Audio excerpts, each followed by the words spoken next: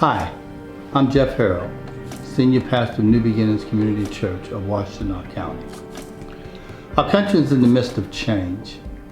Recent events such as the killing of George Floyd, Breonna Taylor, Ahmaud Arbery, and other African Americans at the hands of both police and private citizens have brought the issues of racial injustice to a forefront.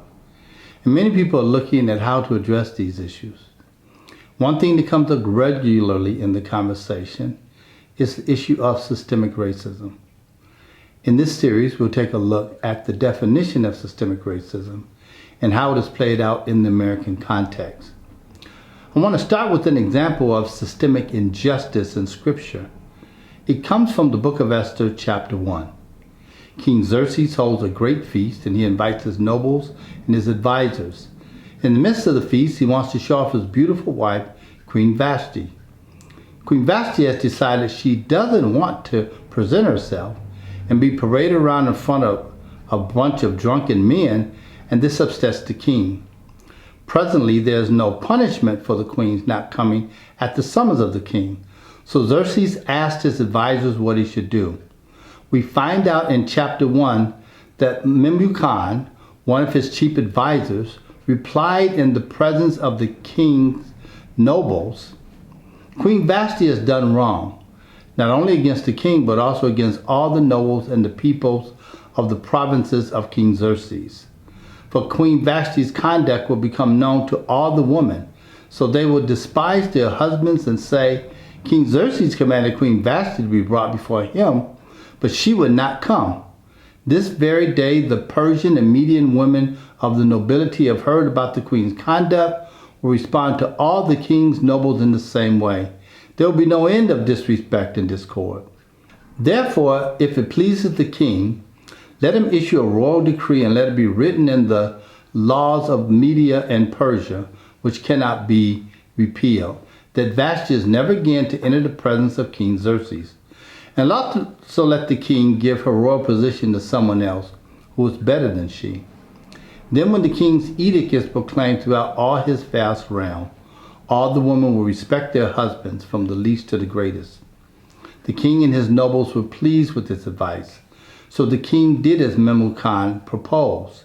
He sent dispatches to all parts of the kingdom, to each province in its own script, and to each people in their own language, proclaiming that every man should be the ruler of his own household, using his native tongue. Now what just happened here?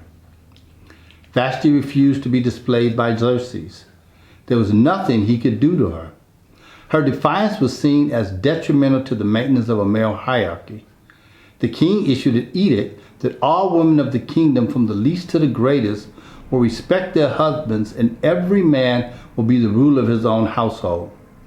In doing so, wives were stripped of their rights and were given only those rights which their husbands gave them. This is systemic oppression. And this is what happens with race in America. In the series of videos, we will examine how systemic racism has been constructed in the United States. The Cambridge Dictionary defines systemic racism as policies and practices that exist about a whole society or organization, and that result in and support a continued unfair advantage to some people and unfair or harmful treatment of others based on race. A similar definition is the systemic distribution of resources, power, and opportunity in our society to the benefit of people who are white and the exclusion of people of color.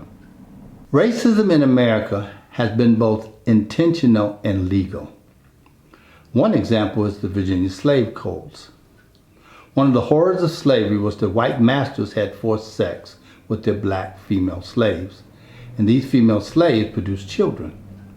The problem with that was that heretofore by law, a child bore the status of the father. So if a slave woman had a child from an Englishman, that child would be born free. And that was causing a major disruption in the slave system.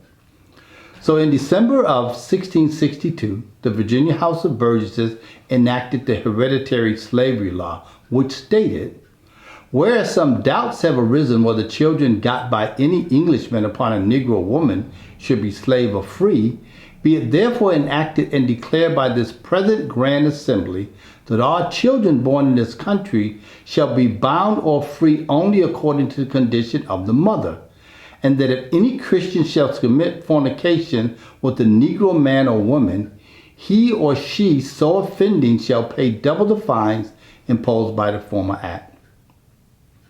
A few years later, another problem arose. Christian missionaries wanted to convert slaves, began to preach the gospel to them, and they accepted Christianity. Now the problem here was that Christians could not be made slaves.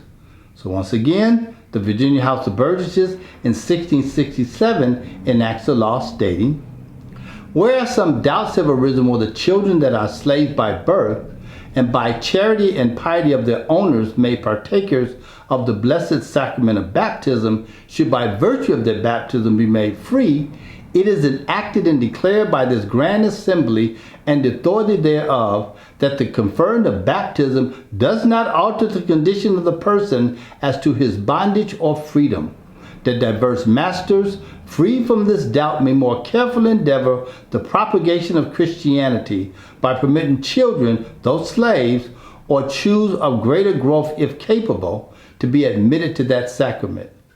In other words, slaveholders, you can let the gospel be preached to your slave because it won't free them from bondage, and you are not at risk of losing your property.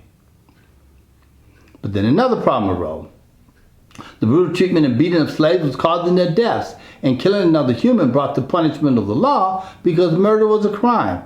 Once again, the House of Burgesses steps in and in October 1669 passes the law which states, whereas the only law in force for the punishment of refractory servants resisting their master, mistress, or overseer cannot be inflicted upon Negroes, nor the obstinacy of many of them be suppressed, but other than violent means, be it enacted and declared by this Grand Assembly, if any slave resist his master or other by his master's order correcting him, and by the extremity of the correction should chance to die, that this death should not be accounted a felony, but the master or that other person appointed by the master to punish him be acquitted for molestation, because it cannot be presumed that premeditated malice, which alone makes murder a felony, should induce any man to destroy his own estate. And so these laws on the books, the Virginia colony codified race-based oppression against people of African descent. 100 years later, Thomas Jefferson, himself a Virginia slaveholder, would write these words in the preamble of the Declaration of Independence. We hold these truths to be self-evident, that all men are created equal, that they are endowed by their Creator with certain unalienable rights, that among these are life, liberty, and the pursuit of happiness.